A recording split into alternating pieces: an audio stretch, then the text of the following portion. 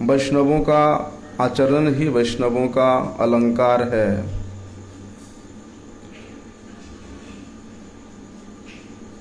इसलिए शास्त्र में इस बात को हम लोग श्रवण करते हैं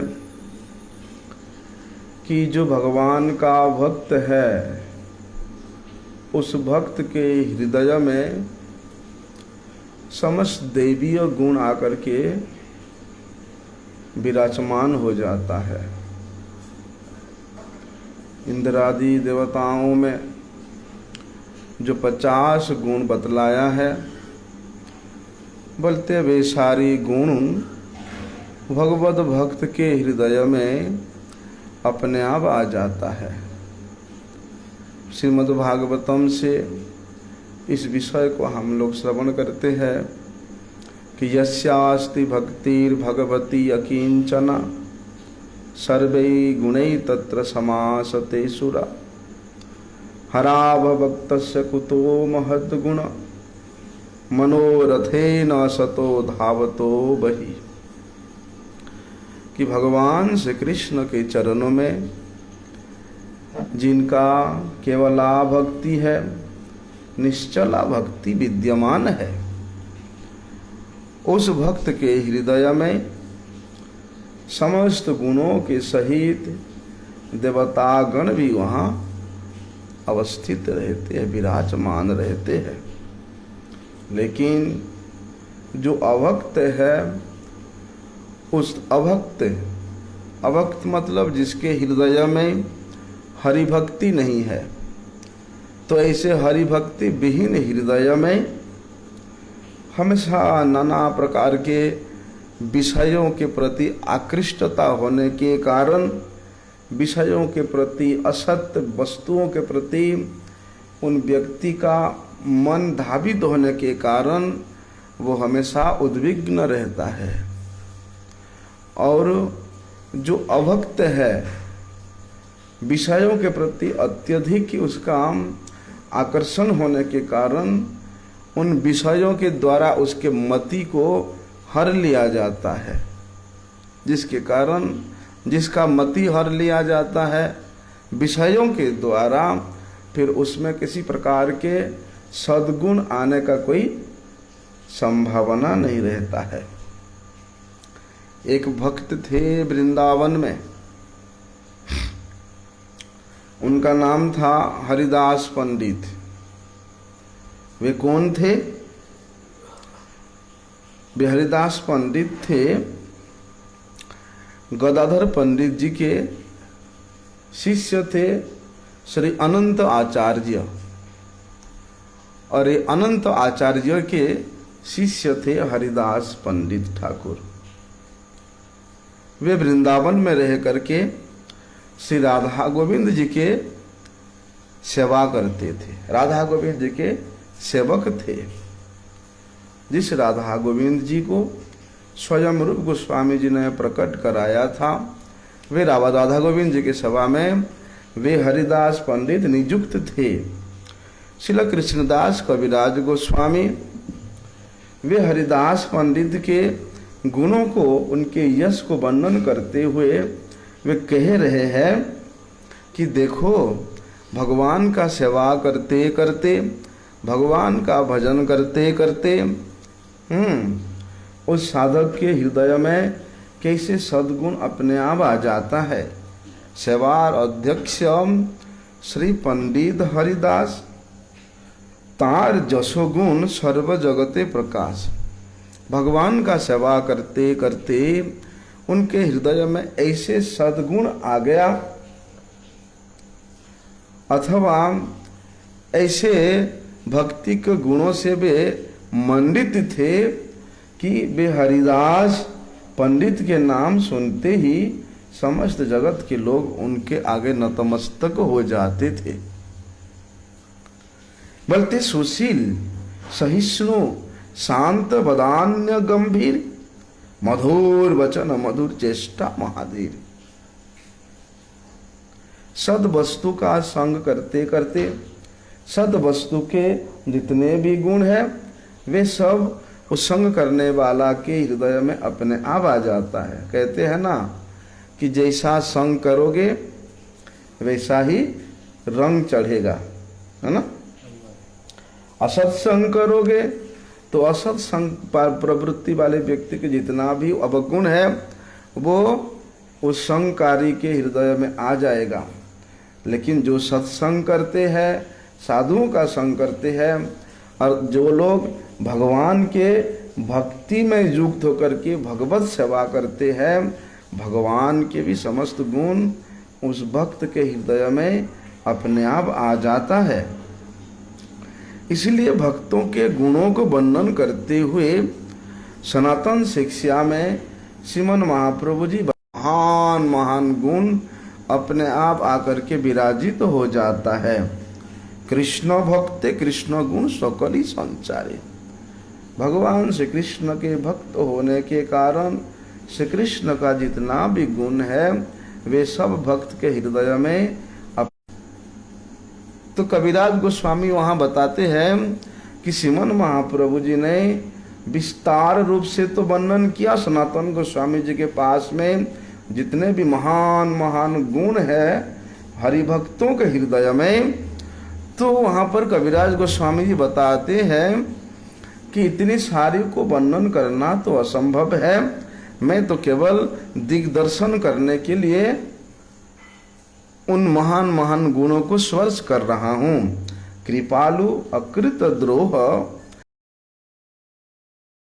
सत्य सार सम निर्दोष वदान्य मृदु सोची अकिंचन सर्वोपकारक शांत कृष्णैक शरण अकाम निरीह स्थिर विजित षड गुण मित भूख अप्रमत्त मानद अमानी। और एक साधु का, एक वैष्णव का स्वरूप लक्षण क्या होना चाहिए, स्वरूप गुण क्या होना चाहिए, वो बताते हैं कि कृष्ण ही का शरण, भगवान श्री कृष्ण के चरणों में परिपूर्ण रूप से शरणागत होना ही उस भक्त का, उस वैष्णव का ये स्वरूप गुण है, स्वरूप लक्षण है। और बाकी जो 25 प्रकार का बताया है वो तटस्थ लक्षण है, क्योंकि कृष्ण ही का शरण होने मात्र से ही समस्त प्रकार के जो तटीय गुण अपने आप आ जाता है। इसलिए भगवान कपिल देव माता देवो की जब उनको पूछते हैं कि हे भगवान, आपने तो मुझे साधु संग करने के लिए बता दिया, लेकिन मैं किस प्रकार से जानूंगा कौन साधु है, किस प्रकार से मैं उसका संग करूंगा, वो नहीं बताओगे तो फिर कैसे होगा। तो भगवान कपिल देव जी ने अपनी माता देवहूति को लक्ष्य करके साधु के लक्षण को वहाँ श्रीमद् भागवत में 3 स्कंध में बताते हैं।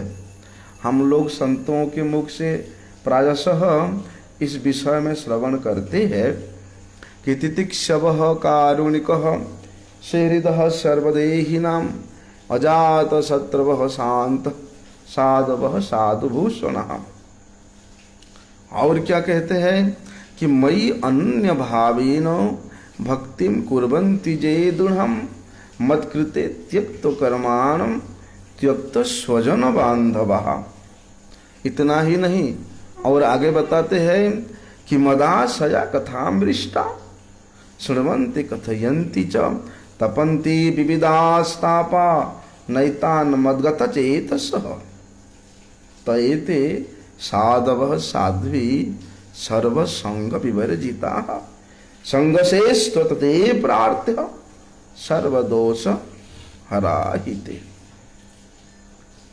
बोलती है जो भगवान का भक्त होता है, जो साधु होता है, उसके तटस्थ लक्षण को वर्णन करते हुए कपिल देव भगवान बता रहे हैं कि जो लोग हरि कीर्तन करने वाले हैं, हरि कीर्तनकारी जो संत जन है वे परम सहिष्णु होते हैं। किस प्रकार के सहिष्णु होते हैं, हम लोगों ने काल विस्तार से श्रवण किया था कि वे वृक्ष से भी अधिक सहिष्णु होते हैं, है ना।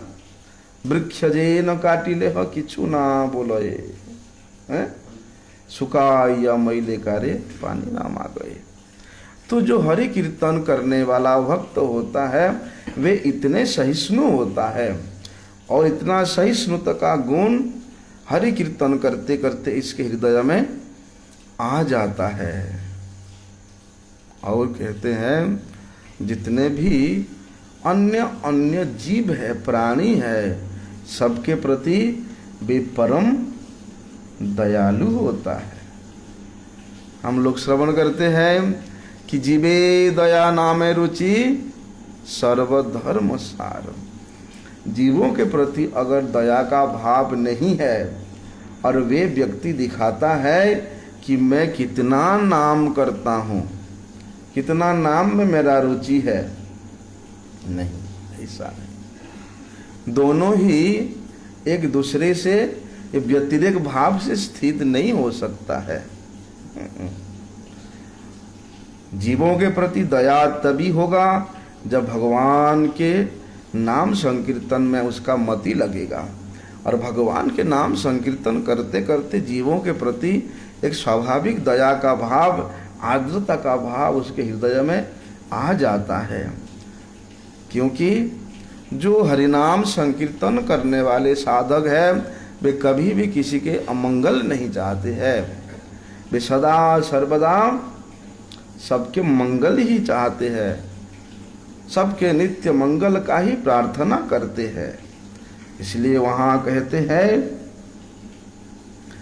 वे हरि कीर्तनकारी जो भक्त होता है, जो संत होता है, वो इसी दृष्टि से सब जीवों के का मंगल चाहता है, सब जीवों का को प्रति दया भाव रखता है कि किसी ना किसी प्रकार से, चाहे अन्वय भाव से हो चाहे व्यतिरेक भाव से हो, प्रत्येक जीव भगवान से जुड़े हुए हैं, प्रत्येक जीव भगवान का सेवक है। तो प्रत्येक जीव भगवान का सेवक के रूप में देखने के कारण उस साधक के हृदय में कभी भी हिंसा का भाव, वैमनस्यता का भाव नहीं आ सकता है। जैसे हम लोग श्रवण करते हैं, क्या श्रवण करते हैं कि गुरुर सेवक होए मान्य अपनार, कि गुरुदेव के चरण आश्रय करने वाले प्रत्येक साधक ही गुरु का सेवक होता है। केवल गुरु के साथ में रहना, गुरु के साथ में रहने से ही गुरु सेवा होता है, ऐसी बात नहीं है। गुरु के चरण आश्रय करने मात्र से ही गुरु सेवा करने का अधिकार प्राप्त हो जाता है। इसलिए गुरु सेवक होने के कारण, गुरु के सेवक के ज्ञान रखने के कारण हम सब लोग एक दूसरे को सम्मान सूचक शब्द प्रयोग करते हैं, प्रभु बोल के। चाहे छोटे हो चाहे बड़े हो, सबको प्रभु के रूप में इसलिए सम्मान करना चाहिए क्योंकि हम सब गुरु के सेवक हैं। इसी प्रकार अन्वय रूप से हो या प्रतिरेक भाव से हो, प्रत्येक जीव भगवान का सेवक है। और ये कौन देखता है? जो हरि कीर्तन करने वाले संत होते हैं, भक्त होते हैं। इसलिए वे ना तो मन से, ना तो वाणी से और ना ही शरीर से किसी भी जीव के प्रति कष्ट देना नहीं चाहते हैं, कष्ट नहीं देते हैं, वरम कष्ट को स्वयं सहन कर लेते हैं, लेकिन अपने के कारण दूसरे को कष्ट नहीं देते हैं। ये साधु का एक गुण है, क्योंकि संत जन कभी भी किसी को शत्रु के रूप में नहीं देखते। वे अजात शत्रव है। जो अजात शत्रव है, जो किसी को शत्रु के रूप में कभी देखता भी नहीं है, वास्तव में देखना वही व्यक्ति ही शांत रहता है, निर्मल चित्त रहता है। और जब शत्रु बना लोगे, अगल बगल में किसी को शत्रु के रूप में देखोगे, तो तुम्हारा चित्त हमेशा उद्विग्न रहेगा, अशांत रहेगा, है ना। इसलिए संत जन का कोई शत्रु नहीं होते हैं, जिसके कारण संत लोग शांत होते हैं। इसलिए ये जो शास्त्र के अनुवर्ती जो गुण है, सुशीलता रूप जो गुण है, सुशीलता और शास्त्रानुवर्ती, ये दोनों गुण के द्वारा ही साधु सुसज्जित है, वे साधु के भूषण स्वरूप है। आगे से भगवान कपिल देव साधु के स्वरूप लक्षण के बारे में बताते हैं कि जो मेरा भक्त है विषयों के प्रति लेश मात्र भी आकर्षित नहीं होकर के वो संपूर्ण रूप से मेरे चरणों का आश्रय ग्रहण करता है। किस प्रकार से आश्रय ग्रहण करता है? बोलते एकनिष्ठ रूप से, केवल मेरे चरणों के प्रति ही निष्ठा युक्त होकर के वे भक्ति करता है, निष्ठा युक्त होकर के सेवा करता है। सेवा भी किस प्रकार से? स्वयं के सुख के इच्छा से नहीं, बोलते मेरा किस प्रकार से सुख होगा, मेरे सेवा सुख तात्पर्य को लेकर के वो सेवा करता है। उस सेवा के मध्य में स्वयं के सुख का लेश मात्र भी आशा नहीं करता है। आशा किस लिए नहीं करता है? क्योंकि मेरे सेवा सुख में निमज्जित होने के कारण वे भक्त अपने समस्त प्रकार के कर्मों को त्याग देता है। ना ही केवल कर्मों को त्याग देता है कि त्यक्ता स्वजन बांधवा, वे अपने स्वजन बांधव तक को त्याग देता है, घर परिवार तक को त्याग देता है, अपने कर्तव्य कर्म तक को भी त्याग देता है। किस लिए? मेरे सुख के लिए, मेरे सेवा के लिए। केवल त्याग करता इतना ही नहीं है, बोलते त्याग करके बोलते वे नित्य निरंतर मेरे गुणों से मंडित विषय को, मेरे गुणों से सुसज्जित कथा को श्रवण करता रहता है, परस्पर आपस में कीर्तन करता रहता है। ऐसा मेरा जो भक्त है, बोलते क्या करता है वो, उस ऐसे भक्त को मेरे सेवा में निमज्जित होने के कारण उसको ये त्रिताप कभी भी नहीं सताता। त्रिताप का कोई भी कष्ट उसको अनुभव ही नहीं होता, क्योंकि मेरे चरणों की सेवा में जो सुख है, मेरे मधुर मधुर लीला चरित्र कथा के श्रवण में जो आनंद है, मेरे भक्तों के संग में जो परम उल्लास है, उसके सामने ये संसार के महान से महान दुख कष्ट भी उसको लेश मात्र भी विचलित नहीं कर सकता, अनुभव भी नहीं हो सकता है। इसलिए संसार के ताप उसको कितने भी प्रयास करे उसको व्यथित नहीं कर पाती है। ऐसा साधु का गुण है, स्वरूप गुण और एक तटस्थ गुण। तो वहां पर भगवान कपिल देव माता देवहूति को बता रहे हैं, क्या बता रहे हैं कि असत संग को त्याग करके, अर्थात सर्व संग विवर्जिता, केवल मेरे भक्तों का ही संग करना, अन्य संग को त्याग करके ये समस्त गुणों में जो सुसंपन्न है, केवल भक्त का चोला धारण करने से नहीं, भक्त का वेश धारण करने से नहीं है। वहां बोलते हैं भगवान कि इस प्रकार के गुणों से जो संपन्न है, ऐसे साधु का, ऐसे भक्त का संग करना।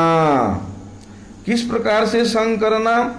अलग अलग असद संग को, कुसंग को विवर्जित करके। उतना ही नहीं, बोलती है धर्म, अर्थ, काम और मोक्ष, ये जो 4 प्रकार के पुरुषार्थ शास्त्र में बताया है, और इन पुरुषार्थों को प्राप्त करने के लिए ही संसार के लोग व्यस्त हैं। बोलते ये 4 प्रकार के पुरुषार्थ से भी अपने आप को विनिर्मुक्त करना, इन पुरुषार्थों को प्राप्त करने की आसक्ति से भी शून्य होकर के, रहित होकर के ऐसे साधुओं का संग करना। अगर इस प्रकार के साधु का संग करेंगे तब जाके असद संग करने से जो दोष होता है उस दोष को दूर करने में हम लोग समर्थ हो पाएंगे, अथवा ऐसे सत्संग, ऐसे साधु संग ही असत संग के द्वारा जो दोष प्राप्त हुआ है उसको हरण करने में समर्थ होता है। इसलिए वहाँ कपिल देव भगवान कहते हैं, हे माता, ऐसे साधु गुणों के संग करने के लिए आप आकांक्षा रखो, लोभ रखो, प्रार्थना करो। क्योंकि इस प्रकार से जो भगवान श्री कृष्ण के चरणों में परिपूर्ण रूप से शरणागत भक्त है, कृष्ण ही का शरण जो साधु है, ऐसे कृष्ण ही का शरण साधुओं के प्रकृष्ट संग से क्या होता है? प्रकृष्ट रूप से संग का मतलब ये होता है, अभी जैसे हम लोगों ने श्रवण किया कि पुरुषार्थ, 4 प्रकार के पुरुषार्थों से आसक्ति शून्य होकर के समस्त प्रकार के असत संग को परित्याग करके पूर्ण विश्वास के साथ, पूर्ण निष्ठा के साथ जब ऐसे साधुओं का संग होता है उसको कहते हैं प्रकृष्ट संग। तो ऐसे कृष्ण ही का शरण प्रकृष्ट साधुओं का संग करने से क्या होता है कि भगवान के महात्म्य से प्रकाशक जो सब गुण है उनके शुद्ध हृदय से बहिर्गत होने के कारण वे हमारे कानों को, हमारे हृदय को रसित करके, रस उत्प्रीतियुक्त करके भगवान के कथा में रमन करा देता है। और वास्तव में ऐसे साधुओं के संग से के द्वारा जो कथा हम लोग श्रवण करते हैं वे हमारे हृदय के अंदर में जितना भी विषय वासना है, मलिनता है, अनर्थ है, वे सब अपने आप दूरीभूत हो जाता है और भगवान के चरणों के प्रति श्रद्धा, रति, भक्ति अनुक्रमिष्यति। जब अविद्या निवृत्ति हो जाता है तब भगवान के प्रति पहले श्रद्धा होता है। जब तक अविद्या रहेगा तब तक श्रद्धा नहीं हो सकता है। श्रद्धा नाम से अगर हम लोग दिखाना चाहेंगे कि देखो मेरा कितना श्रद्धा है, केवल दिखाने के लिए, और प्रकृत श्रद्धा तभी तक नहीं होता है जब तक हम लोग इस प्रकार के संतों का संग नहीं करते हैं। इसलिए वहां कहते हैं ऐसे साधुओं के संग के द्वारा, ऐसे साधुओं के मुख से भगवान के बीरजवती कथा का, महात्म्य परिपूर्ण कथा को श्रवण करते करते हमारे हृदय की समस्त प्रकार के अविद्या का ग्रंथि दूरीभूत हो जाता है, अविद्या छूट जाता है और भगवान में, भगवान के प्रति जो आसक्ति है वो धीरे धीरे रति और भाव भक्ति में परिणत होकर के वे प्रेम भक्ति को उदय कराने में समर्थ होता है। जिस प्रेम भक्ति को प्राप्त करना ही, जिस कृष्ण प्रेम पंचम पुरुषार्थ को प्राप्त करना ही साधक का चरम और परम उद्देश्य है, लक्ष्य है, वो कहाँ से प्राप्त होता है? कृष्ण ही का शरण संतों के संग के द्वारा ही होता है। इसलिए साधु संग को वर्जन करके अगर कोई व्यक्ति कहे कि मैं अपने साधन के द्वारा, मैं अपनी तपस्या के द्वारा, मैं अपनी विद्वता के द्वारा भगवत प्रेम प्राप्त कर लूँगा, ऐसा सोचे, वे तो उसके केवल मात्र कोरी कल्पना ही रह जाएगा। उसके द्वारा वे कभी भी कृष्ण प्रेम प्राप्त नहीं कर सकता है।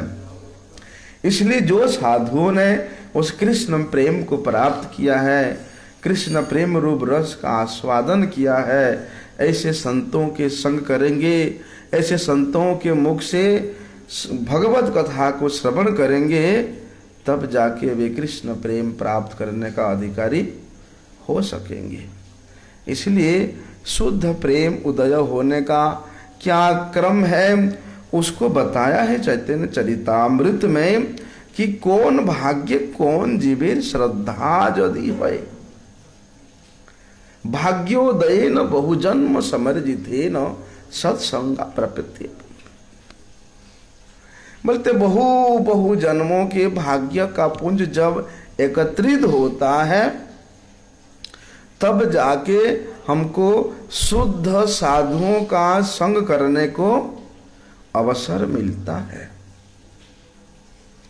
इसलिए बताते हैं भाग्य क्रम के अनुसार किस प्रकार के भाग्य बताते हैं, वहां पर भक्ति उन्मुखी सुकृति के बल के द्वारा जिसके हृदय में भक्ति उन्मुखी सुकृति है, उस भक्ति उन्मुखी सुकृति के द्वारा, अगर भक्ति उन्मुखी सुकृति मतलब साधु संग के प्रति जिसके हृदय में एक लालसा है, लोभ है, श्रद्धा है, विश्वास है। क्योंकि काल हम लोग ने श्रवण किया है कृष्ण भक्ति मूल वह साधु संग। कृष्ण भक्ति का जन्म कहाँ से होता है? साधु संग से होता है। इसलिए कृष्ण उन्मुखी सुकृति जब होगा तब उस जीव के हृदय में श्रद्धा जागृत होगा और वही श्रद्धा को लेकर के वे साधु संग करता है, तभी सही जीव साधु संग करे। अश्रद्धा से अगर हम लोग साधु के मुख से कथा श्रवण करेंगे,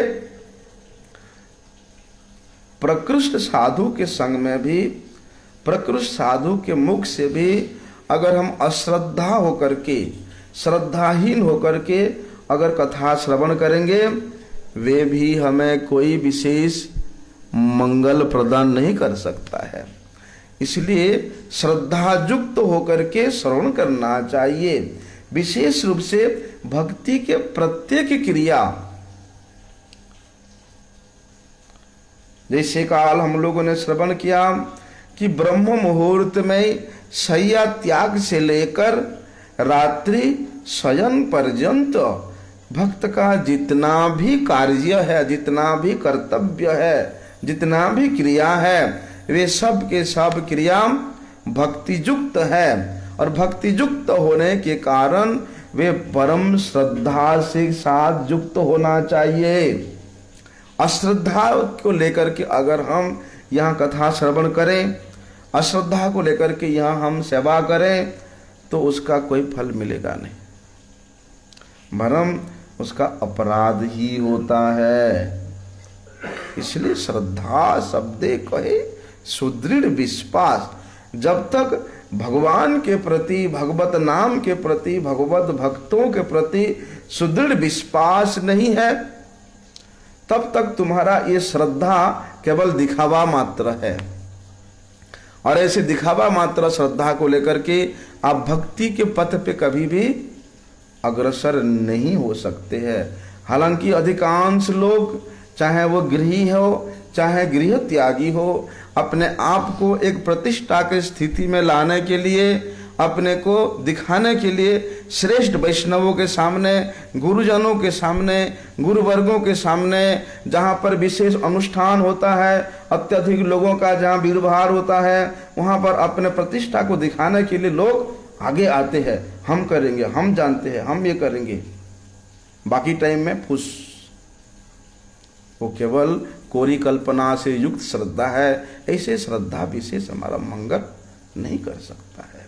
इसलिए वहां कहते हैं, बोलते साधु संग होते श्रवण कीर्तन श्रवणादि होई सर्वानर्थ। बोलते जब हम परम श्रद्धा युक्त होकर के उन साधु संग करेंगे, तब उन साधु संग के द्वारा ही हमारा श्रवण कीर्तन हो सकता है। स्वयं के हमारा इतना बल नहीं है कि हम लोग हरि कीर्तन कर सके। एकाकी अमार नहीं पाए बल, हरिनाम संकीर्तन।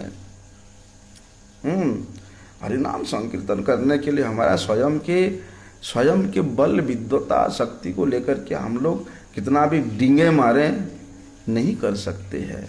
इसलिए साधुओं के श्रद्धायुक्त संग ही हमको प्रकृष्ट रूप से श्रवण कीर्तन कराता है।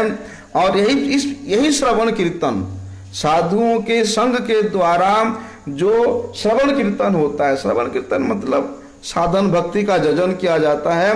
बोलते यही साधन भक्ति, यही श्रवण कीर्तन समस्त प्रकार के अनर्थों को नाश करने में समर्थ होता है।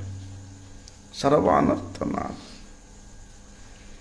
समस्त प्रकार के अनर्थ यही श्रवण कीर्तन से ही नाश हो जाता है। और जब अनर्थ नाश हो जाता है तब क्या होता है? तब जाके निष्ठा होता है।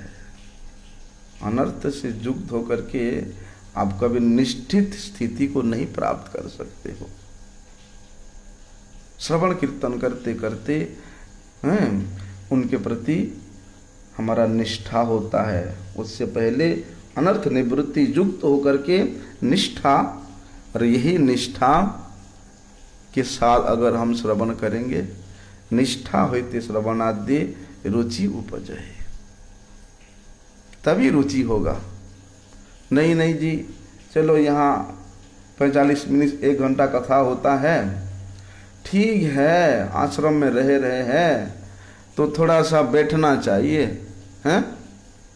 लेकिन अंदर से कोई श्रद्धा नहीं है, निष्ठा नहीं है। अगर नहीं बैठेंगे तो बोलेंगे देखो कथा में भी नहीं बैठता है। भगवान को जीवन देने के लिए मठ में आया, भगवान को सेवा करने के लिए मठ में आया। कितना सेवा करते हैं हम लोग? किसी का 1 घंटा का सेवा है, किसी का 45 मिनट का सेवा है, उससे ज़्यादा सेवा किसी का नहीं है। हमारे पास 24 घंटा है, लेकिन उसमें भी 1 घंटा 45 मिनट हरि कथा में पाठ कीर्तन में बैठने के लिए हमारा समय नहीं है। अरे समय मत दो, निष्ठा मत दो, रुचि मत दो, श्रद्धा मत दो, कम से कम एक नियम के लिए तो बैठ जाओ। वो भी नहीं जी नहीं, हम दूसरे काम में व्यस्त है, हम नहीं बैठ सकते हैं। ऐसा नहीं। एक मठ का, एक आश्रम का एक नियम होता है कि विशेष सेवा उसका यही है कि मठंती बसंती छात्रहा, छात्रगण ही मठ में वास करते हैं। और ये जो कथा होता है यही हमारा क्लास है, यही हमारा पाठ है, यही हमारा छात्र के जो कर्तव्य पालन करने का समय है। जिस प्रकार से क्लास में जागतिक विद्या की स्कूल के क्लास में साइंस का क्लास होता है, मैथ का क्लास होता है, पॉल साइंस का क्लास होता है, अपने अपने सब्जेक्ट का क्लास होने के टाइम में पहले से जाके हम लोग बैठ जाते हैं। लेकिन एब्सेंस रहने से अध्यापक लेक्चरर कहता है कि तुमने क्यों नहीं आया। वो तो जागतिक विद्या के लिए हम लोग इतना प्रयास करते हैं, लेकिन पारमार्थिक विद्या में हमारा लोभ नहीं है, रुचि नहीं है, इसलिए हम तो समय पास करने के लिए आए हैं। क्या जरूरत है हमको यहाँ पारमार्थिक विद्या अर्जन करने का, इसलिए कोई रुचि नहीं है। जब तक हरि कथा श्रवण नहीं करेंगे, जब तक साधुओं के संग में श्रवण कीर्तन नहीं करेंगे, तब तक अनर्थ निवृत्ति नहीं होगा। अनर्थों को लेकर के आप कभी भी भक्ति में अग्रसर नहीं हो सकते हो। अनर्थ निवृत्ति नहीं होगा तो तुम्हारा निष्ठा नहीं होगा, निष्ठा नहीं होने से रुचि नहीं होगा। जो रुचि की हम लोगों को हमारे इष्ट के प्रति, हमारे आराध्य के प्रति आसक्ति प्रदान करता है, यही आसक्ति को प्राप्त करने के लिए ही तो हमारा यहाँ साधन है। भगवान की सेवा के प्रति, भगवान के कथा के प्रति, भक्तों के मुख से भगवत कथा के प्रति आसक्त होने के लिए ही तो हमारा मठवास है। नहीं तो घर में भी हम लोग कर सकते हरि नाम है? इसलिए हरि कथा के प्रति जिसका लोभ नहीं जागरण हुआ, आसक्ति जागरण नहीं हुआ, उसका जीवन तो बेकार है। क्योंकि यही आसक्ति हमारे चित्त में श्री कृष्ण के प्रति प्रीति उत्पादन करने का ये एक मूल स्थान है। प्रीत्यांकुर का मूल है आसक्ति, और यही आसक्ति अर्थात यही रुचि जब गाढ़ हो जाता है, तब जाके वो चिर अभिलाषित पंचम पुरुषार्थ प्रेम प्राप्त कर सकता है। सही प्रेमा प्रयोजन सर्वानंद धाम, जो प्रेम की हमारा प्रयोजन है, जिस प्रयोजन को प्राप्त करने के लिए हम लोग घर बार, माता पिता, स्वजन, बंधु बांधव, कर्म कर्तव्य सब कुछ छोड़ करके यहाँ आए हैं, तो उस प्रयोजन को प्राप्त करने के लिए अगर हम चेष्टा नहीं करेंगे तो हम लोग आत्मघाती है। स एव आत्महा, इसलिए कहते हैं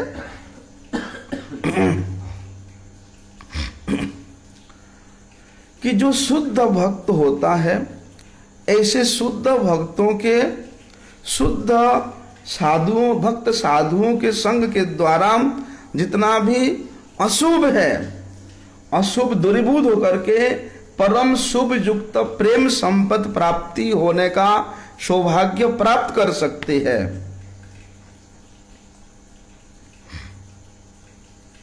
बोलते ठीक इसके विपरीत असत संग है।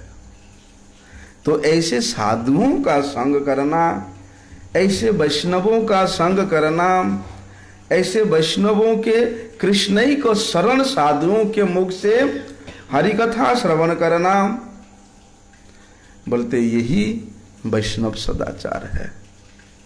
अगर हम वैष्णव यही सदाचार में प्रतिष्ठित नहीं हुए तो हम कभी भी अपने आप को वैष्णव बोल के अभिमान नहीं कर सकते हैं।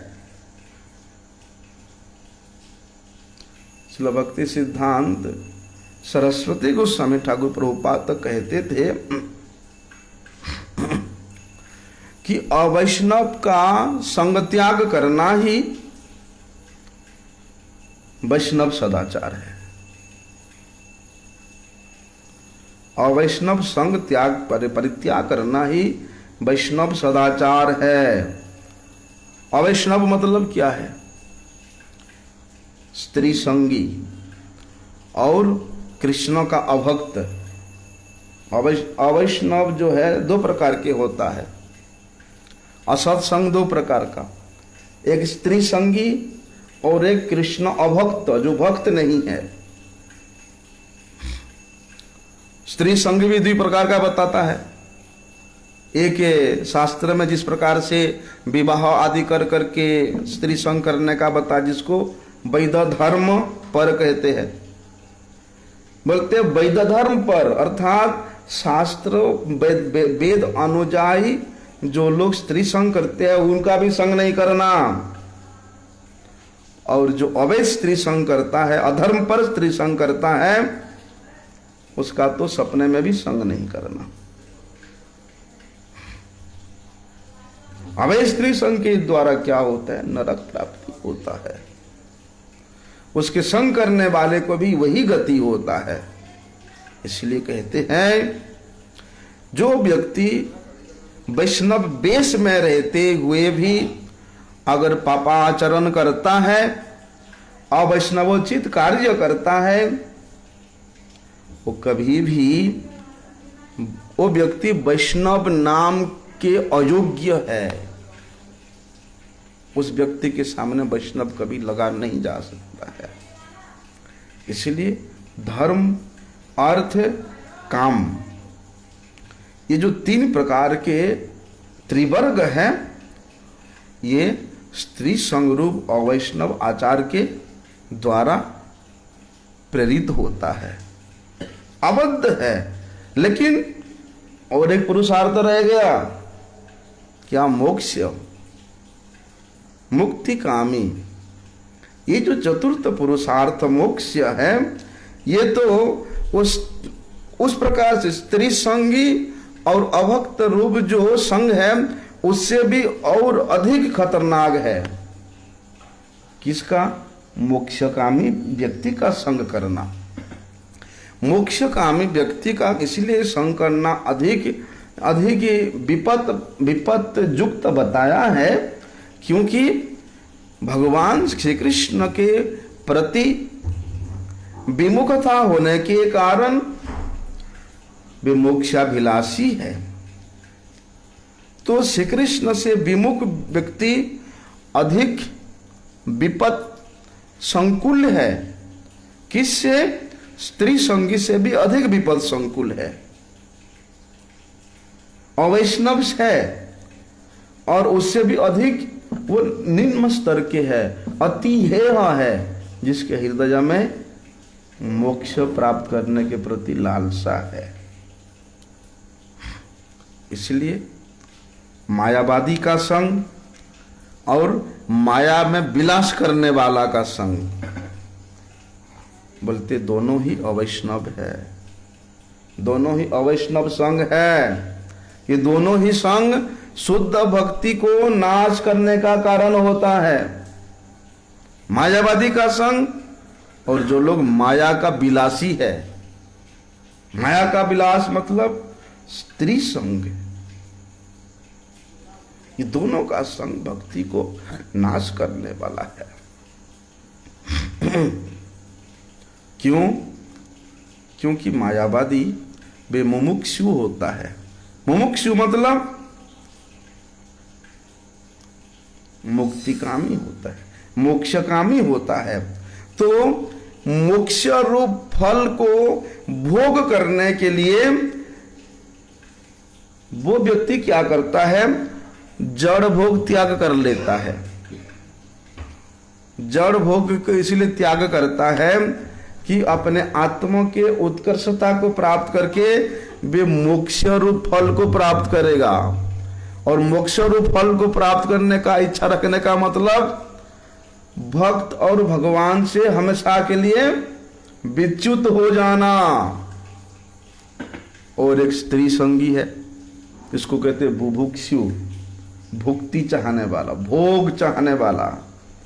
बोलते चाहे वे मुमुक्षु हो चाहे वो बुभुक्षु हो, ये सब के सब अपनी अपनी ये जड़ इंद्रिय को तर्पण करने के लिए हमेशा अन्वेषण करते रहते हैं। क्या अन्वेषण करते रहते हैं? कापट्य धर्म का, कोई तप पूर्ण धर्म का, कोई पटपूर्ण आचरण का अन्वेषण करने के कारण वे कभी भी भक्त भागवत का अनुशीलन नहीं कर सकते हैं, क्योंकि भगवान का कथा हमेशा कापट्य धर्म से रहित है। धर्म प्रज्जितो कैतव अत्र परमो निर्मत्सराणाम सताम। निर्मत्सर साधुओं का, कृष्णैक शरण साधुओं का एकमात्र आचरण युक्त होता है भगवती कथा। जिस भगवती कथा में लेश मात्र भी कापट्यता नहीं है, इसलिए ऐसे कापट्य रहित प्रसंग में इन लोगों का रुचि नहीं होता। क्योंकि अगर उसमें वो लोग विश्वास करेंगे, रुचि रखेंगे, तो अपनी जड़ इंद्रिय को तर्पण करने में उनको प्रत्येक पल में बाधा उत्पन्न होगा। इसलिए वैष्णव सदाचार के अंदर में क्या है?